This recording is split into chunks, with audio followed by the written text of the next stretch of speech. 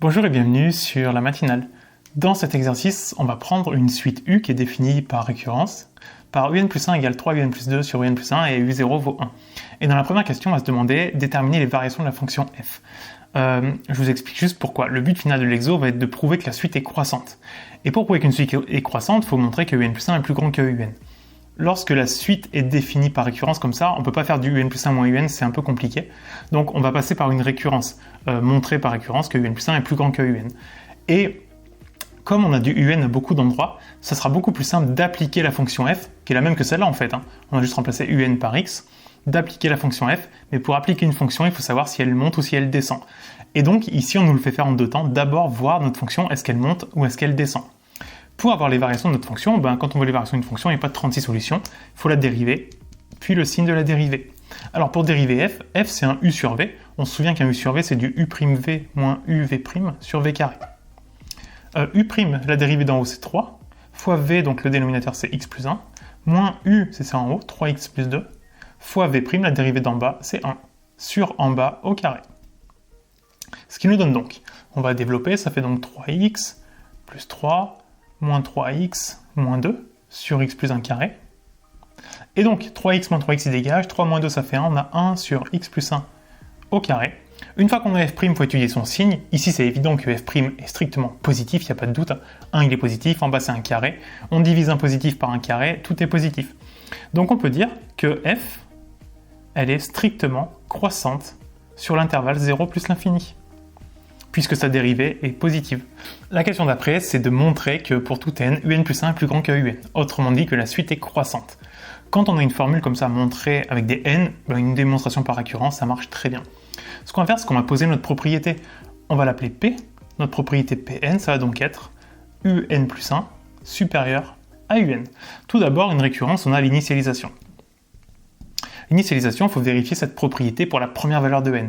Ici, n appartient à grand N. Grand N commence à 0, donc la première valeur de n, c'est 0. Autrement dit, est-ce qu'en remplaçant les n par 0, c'est vrai? On va vérifier. U0 plus 1, ça fait donc U1. Est-ce que U1 est plus grand que U0? Alors U0, on le connaît, il vaut 1. U1, il faut le calculer.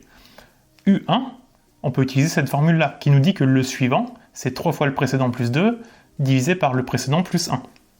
Donc U1, ça fait 3 fois U0, donc 3 fois 1, 3, plus 2, ça fait 5, divisé par le précédent, donc U0, qui vaut 1, plus 1, ça fait 2. 5 demi, ça fait 2,5, et bien plus grand que 1.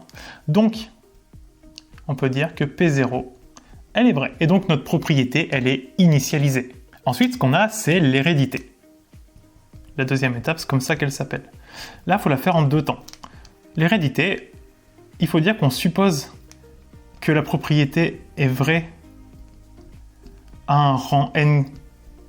Donc un rang n, ici on est sur les antinaturels, donc n naturel, tel que, et donc là, tel que, on suppose qu'on veut donc un plus 1 est supérieur à un. Et ce qu'il faut vérifier, c'est est-ce que la propriété elle est toujours vraie au rang d'après. Et donc on va se demander, est-elle vraie à n plus 1? C'est-à-dire qu'on va prendre notre propriété ici, mais remplacer tous les n par n plus 1. Donc on aura un plus 1 plus 1, donc un plus 2. Est-ce que ça, c'est plus grand que un plus 1? Voilà ce qu'il faut montrer. Généralement, quand on veut montrer une inégalité comme ça, on part de ce qu'on suppose pour arriver au reste. Donc ici, on part de un plus 1, qui est plus grand que un. Ça, on peut l'utiliser puisqu'on l'a supposé vrai. Pour passer à un plus 2 et à un plus 1, autrement dit, il faut calculer le terme d'après. On sait que celui d'après, c'est égal à toute cette formule-là par rapport au précédent. Mais ça, en fait, d'où l'intérêt de l'avoir fait juste avant, on peut appliquer la fonction. Ça, c'est pas f de x, mais c'est f de un. On remplace les x par un. Donc là, il suffit d'appliquer la fonction f pour calculer, en fait, le terme d'après. Et donc, ce qu'on va faire, c'est qu'on va appliquer f des deux côtés. F de un plus 1 est supérieur à f de un. Et pourquoi je mets un supérieur? Parce que j'applique une fonction qui est croissante, ce qu'on a trouvé à la question 1. Si on avait appliqué une fonction décroissante, on aurait inversé l'inégalité. Et f de un, f de un plus 1, qu'est-ce que c'est? C'est le suivant, c'est un plus 2. Et f de un, c'est un plus 1. Donc, on peut dire que Pn plus 1, elle est vraie. Donc notre propriété, elle est initialisée, elle est héréditaire, donc elle est vraie partout. Ça, c'est la conclusion, je vous la donne à l'oral. Vous pouvez dire, la propriété P, elle est initialisée au rang n égale 0, elle est héréditaire pour tout n appartient à grand N, donc elle est vraie pour tout n.